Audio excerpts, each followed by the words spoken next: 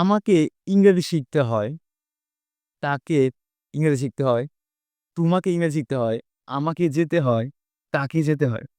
Hello everyone, this is Araf for you once again.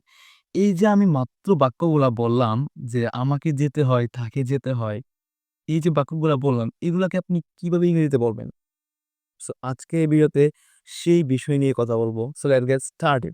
এবং আমরা প্রায় সময় বলে থাকি, আমাকে এটা করতে হয়, ওটা করতে হয়, যেতে হয়, খেতে হয়, টাকা আর্ন করতে হয়। এরকম বলি না? সো এই ধরনের বাক্যগুলোকে আপনি যখন ইংরেজি ট্রান্সলেট করতে যাবেন, তখন আপনাকে ইউজ করতে হবে am, is, are plus to, am, is, are plus to plus verb 1, am, is, are plus to plus verb 1.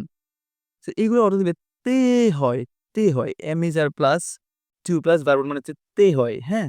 So আমি যদি বলি আমাকে ইংরেজি শিখতে হয়, I am to learn English. তোমাকে ইংরেজি শিখতে হয়, you are to learn English. তাকে ইংরেজি শিখতে হয়, he is to learn English. আমাকে যেতে হয়, I am to go.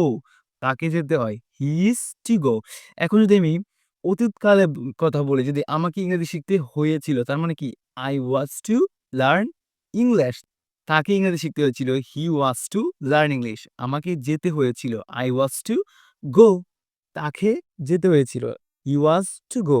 আপনি চাইলে এভাবে শত, শত বাক্য তৈরি করতে পারেন। শুধু তে হয় কথাটা আসলে আপনি am, is, are plus to plus verb 1, আর যদি ফার্স্টে হয় তাহলে was, were plus to plus verb 1 use করবেন। So, number today